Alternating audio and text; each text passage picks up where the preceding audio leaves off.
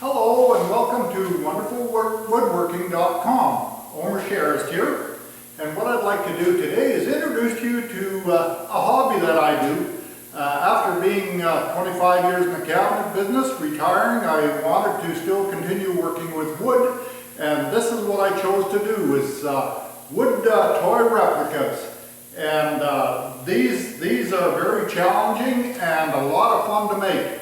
Very rewarding in the end as to what you can do with these here. These are just a few of my projects here today, just to demonstrate as to what you can do with them.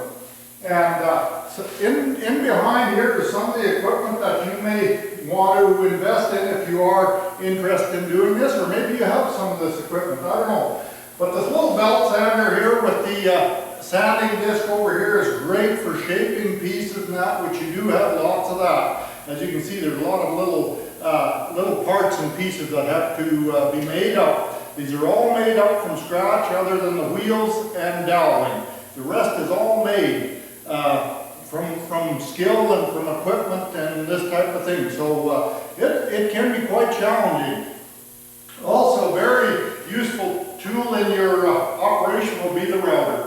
And this router here, I have it so you can install it directly into my work table here on the bench saw, and it works great. And you can, changing your bits, you can make a lot of neat little pieces too that go with that. In the back we have the press drill, we have the band saw, we have the miter saw over here, and here we have the little jigsaw, as well as the bench table, of course.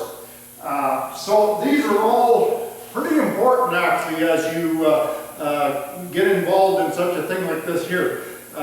We call them toy replicas, but really they're toy replicas for the adult. They're quite fragile in the sense of the word that, you know, with children, I'm sure you would quickly knock a mirror off, or some of the things that are just too fragile to play with. They're basically meant to put on a shelf and enjoy the looks of it. Where I store all these here is above our kitchen counters in the house. And we just took them all out today to do this here. And my wife said to me, "Boy, it sure looks bare in here." I said, "Well, just for a very temporary time." But I'm just going to show you some of the things here. This project does not have to be an expensive project for you.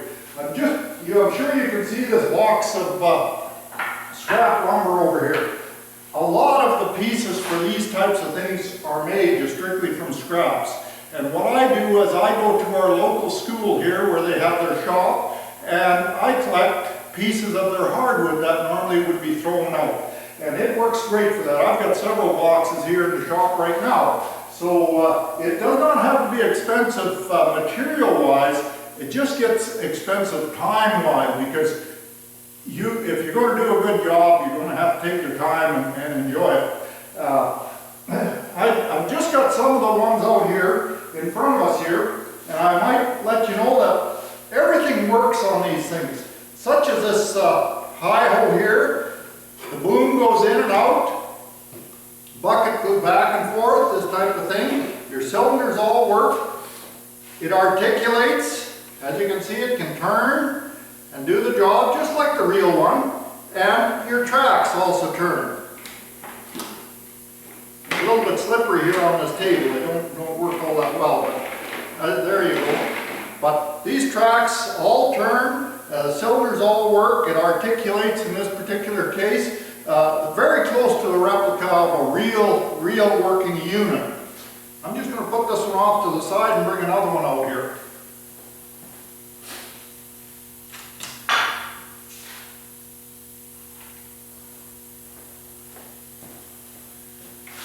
This one is a favorite of mine. This is a high-track Caterpillar, and on the front you'll see the blade works up and down. You can tilt it.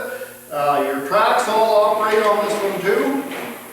Not very well on this table, but they do turn. You have the ripper on the back here. You can tilt it up, down, this type of thing. And inside you have all your controls and everything. Very close to the real thing once again.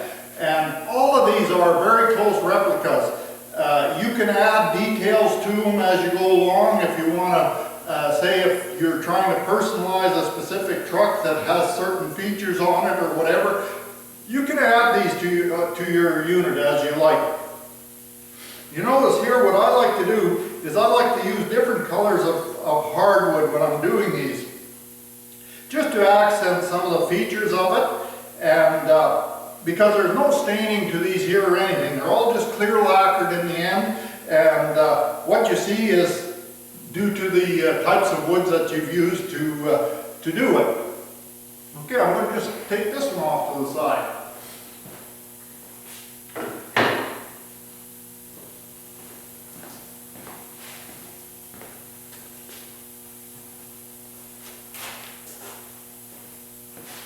We have here a Euclid, and I'm sure that you all are familiar with what a Euclid is. For moving dirt, land leveling, building dikes and stuff like that. Anything that you want to move dirt quickly with, you would probably involve a Euclid to do it.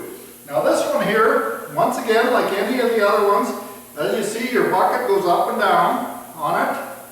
The front end articulates, the cylinders all work, and this one here, you have an actual push-off off the back here that actually empties the bucket on there. And in the plans with this particular unit, it was just a buggy, and I decided I want to make this a little more elaborate, so I added a back engine to it to make it a full Euclid, and that's what we have here right now. But you'll also see, like, the front of the bucket here unloads and loads, that type of thing, so it's very close to the real thing once again.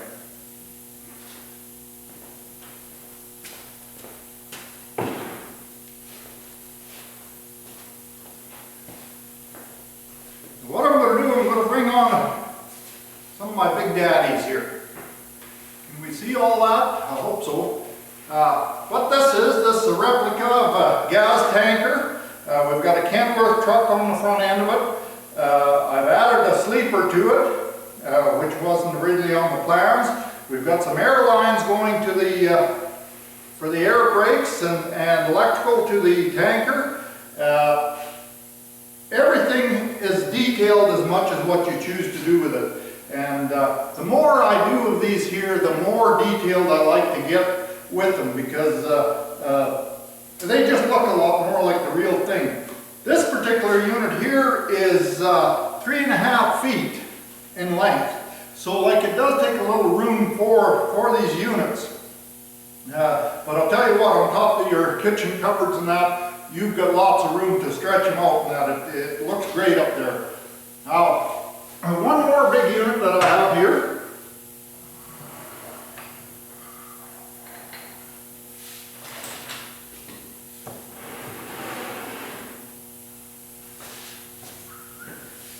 We'll just give it a load here while we're at it.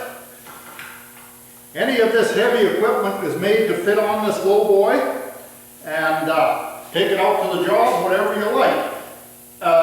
This particular unit here stretches 4.5 feet in length, so it is quite a long unit. But like I say, you can interchange them, put different units on there. The high-ho fits on there.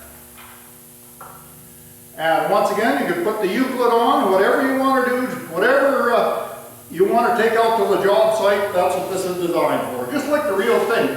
You have a low boy to haul equipment, and that's what you do with this here. So it works well. And in this one here, you can definitely see the different types of material that I've used in here. And this is walnut, this here, the darker parts. We've got oak on the bed of the trailer, maple here for the engine compartment, and so on. We've got some more walnut back here, same with the top of the truck. This one here I didn't paint the wheels on, but you know, it's by choice. If you choose to, you can see what it looks like if they're painted. And I think I got to admit that it does look more realistic with the wheels painted. So anyway, this pretty well gives you an introduction to my hobby. And what I'm going to be doing here, I'm going to be doing doing a series of things, and we're going to get into a bit more detail, is actually building these here from a plan. So I hope you'll be around and have a look at this here too, because I think you'll find it quite interesting. Thank you.